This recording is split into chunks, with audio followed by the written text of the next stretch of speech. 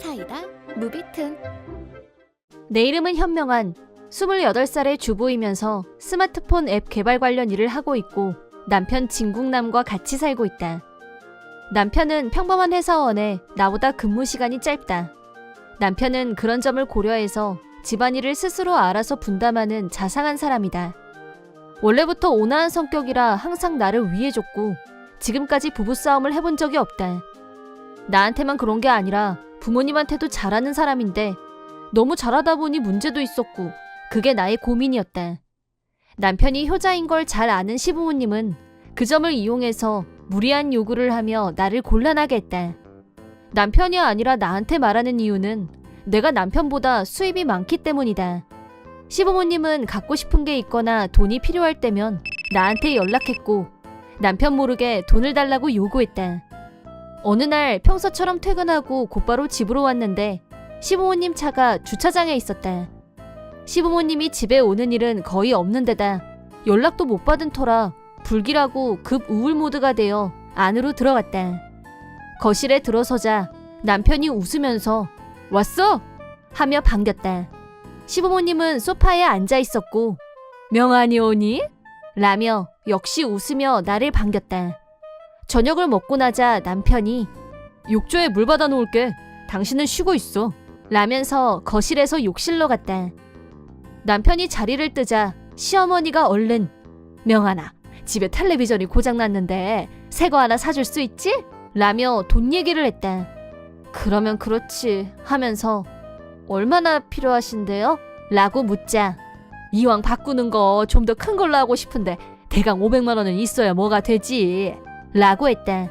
순간 시겁한 나는 500만 원이요? 갑자기 그런 큰 돈을 제가 어디서 내요? 라고 놀라서 소리치자 시아버지가 벌떡 일어서서 쉿! 목소리 낮춰! 국남이 듣겠다. 아무튼 500만 원 빠른 시일 내에 입금해. 안 그러면 국남이한테 텔레비전 사달라고 조를 거니까 그렇게 알고. 라고 협박조로 나왔다. 시아버지는 항상 이런 식으로 남편을 못살게 굴겠다는 말로 나를 협박하면서 돈을 뜯어가는 상습범이었다. 지금까지 옷이며 시계 등등 항상 이런 식으로 요구했고 그때마다 돈을 줄 수밖에 없었다. 하지만 이번에는 상당한 고액을 요구했고 나도 쉽게 툭 하고 내줄 수 있는 형편이 못 됐다. 내가 안 된다고 하려는 순간 남편이 거실로 들어왔고 목욕 준비 다 됐어 라고 했다. 그러자 시아버지가 그럼 우리는 이만 슬슬 가야겠다 라고 하더니 나가면서 내 눈을 보며 명안아 그럼 잘 부탁한다 라고 작은 소리지만 강하게 강조한 후 돌아갔다. 남편한테 말할까 하다가 가족이라면 끔찍하게 위하는 남편이 속상해할까봐 그럴 수도 없었다. 그렇다고 해도 500만 원은 너무 큰 돈이었고 한숨만 나왔다. 이러지도 저러지도 못하고 일주일이 지나갔는데 퇴근하면서 핸드폰을 보니 시어머니한테서 부재중 전화가 무시할 수도 없고 해서 전화를 걸었다. 시어머니는 중요한 얘기가 있으니 돌아오는 주말에 나 혼자 시댁으로 오라고 했다. 무슨 얘기를 하려는지 뻔히 알았고 눈꽃만큼도 가고 싶지 않았지만 차라리 이참에 고가의 텔레비전은 사드릴 수 없다고 딱 잘라 거절하기로 결심했다. 다음 주말 남편한테는 일이 있다고 거짓말로 둘러대고 혼자서 시댁에 갔다. 시부모님은 불쾌한 표정으로 나를 맞이했다. 시아버지는 첫마디부터 텔레비전은 왜 여태 소식이 없냐? 전화 한 통 없이 누구 속 터지는 걸 보고 싶어서 그래? 설마 시침이 떼고 넘어가려는 건 아니겠지? 라며 험악하게 나왔다. 분위기에 눌려서 시키는 대로 끌려갈 뻔했지만 나는 용기를 내서 텔레비전은 못 해드려요. 너무 비싸고 전 그런 돈도 없어요. 라고 딱 그 말만 하고 불같이 화를 내는 시부모들을 무시하고 시댁에서 바로 뛰쳐나왔다. 일단 거절하는 데는 성공했지만 순순히 포기하고 물러설 사람들이 아니었기 때문에 찜찜한 기분은 여전히 남아있었다. 그러고 난 후 반년 정도 시부모들한테서 아무 연락도 없었다. 그때 거절한 게 생각보다 효과가 있었나? 하고 안심하고 있던 어느 날 갑자기 반년 만에 시어머니한테서 연락이 왔는데 이번에도 나더러 혼자서 시댁에 오라고 했다. 남편에 관한 중요한 얘기가 있다고 해서 이것저것 가리지 않고 시댁으로 향했다. 시댁에 들어가자 시어머니가 너 오래간만이다 라고 하길래 국남 씨하고 관련된 중요한 얘기가 뭐예요? 라고 물었다. 그건 그냥 한 말이고 진짜 널 부른 이유는 더 중요한 일이 있어서야 라고 했다. 남편을 미끼로 나를 불러들인 거면 아마도 또 돈 얘기를 하려는 게 분명했다. 시아버지는 봉투에서 서류를 꺼내서 나한테 보라고 줬다. 내용은 아파트 은행 대출 서류였다. 이건 또 뭔가 싶어서 아무 말도 못하고 있는데 시어머니가 너 월급 많이 받는 거 다 안다 라고 했고, 그 말을 이어받은 시아버지는 대출금 부탁한다 라며 이번엔 통장을 줬다. 저더러 이걸 갚으라고요? 말도 안 돼요 라고 하자 시아버지가 그럼 내가 매달 네 회사 앞에 가서 지키고 서 있을 수밖에 라고 으름장을 놨다. 회사에까지 피해를 주는 건 있을 수 없는 일이었다. 시아버지가 매달 회사를 찾아오게 내버려둘 수도 없고 이번엔 정말 답이 안 나왔다. 서류와 통장을 받아들고 집에 들어오자 남편이 평소와 똑같이 왔어? 하고 웃으며 나를 맞이했다. 남편 얼굴을 본 순간 나도 모르게 주르륵 눈물이 흘러내렸다. 당황한 남편은 무슨 일이 있었냐며 걱정스럽게 물었다. 더 이상은 혼자서 끙끙 앓는다고 해결되지 않는다는 생각에 남편에게 다 털어놓았다. 자초지종을 다 듣고 난 남편 얼굴에서 웃음기가 가셨고 어깨가 부들부들 떨릴 정도로 분노했다. 그러더니 대출은 갚을 필요 없어. 우리 부모님한테 괴롭힘 당하게 해서 미안해 라고 했다. 안 갚으면 회사에 쫓아오신다잖아 라고 하자 그건 나한테 맡겨. 너무 걱정 마. 부모님하고 손절하자 라고 홀가분하게 말하는 남편.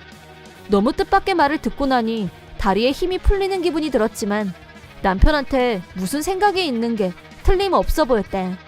시부모들 일은 남편에게 맡기기로 했다. 며칠 후 회사에서 점심시간에 도시락을 먹고 있는데 갑자기 남편이 보였다. 그러더니 우리 회사 상사가 남편을 데리고 사장실로 들어갔다. 이 상황이 이해가 안 된 나는 멘붕이 왔고 한참 지나서 남편이 사장실에서 나왔다. 그냥 나가려는 남편에게 대체 여긴 왜 왔고 사장님하고 무슨 얘기했냐고 묻자 남편은 시부모들 일을 본인이 직접 사장님에게 설명했다고 말했다.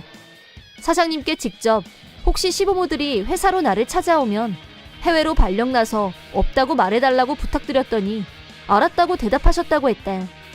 다음 달 대출금 변제가 시작되자 시부모한테서 매일 전화기에 불이 나게 전화가 왔다.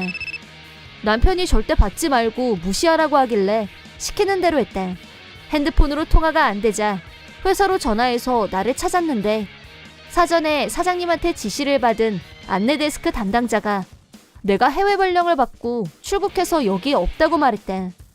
그 덕분에 시부모들이 회사로 다시 전화하는 일은 없었지만 다시 내 핸드폰으로 하루에도 몇십 통씩 전화가 걸려왔다. 그렇게 매일 시달리면서 참고 견디기를 1년. 시부모한테서 걸려오던 전화가 뚝 끊어졌다. 처음엔 자기들 저금을 털어서 대출금을 알아서 갚았는데 저금이 다 떨어지자 대출금이 밀리기 시작했고 결국 시부모들은 살던 집을 몰수당하고 집에서 쫓겨났다고 한다. 효자였던 남편까지 돌아서게 만든 무모한 시부모들에게 남은 건 거액의 빚뿐이었다. 지금은 허름한 집에 살면서 빚을 갚아나가고 있다고 한다. 정년 퇴임 후에도 시아버지는 계속 일자리를 찾아야 했고 노구를 이끌고 힘든 육체노동도 마다할 수 없는 처지였고 공사 현장에서 고생하고 있다고 한다.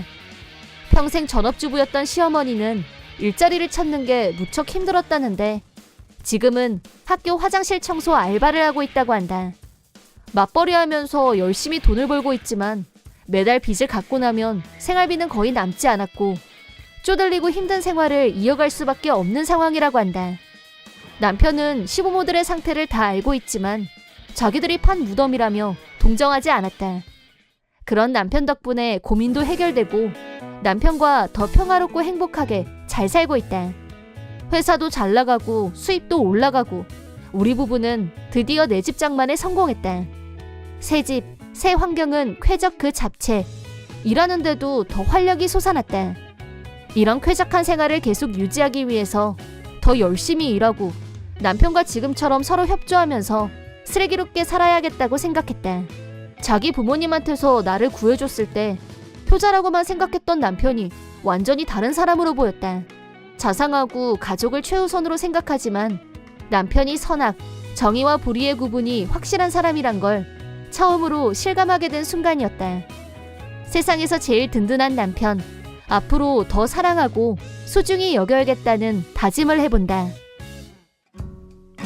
이번 영상은 어떠셨나요? 재밌게 보셨다면 구독, 좋아요에 댓글까지 달아주시면 감사하겠습니다. 그럼 다음 영상에서 만나요.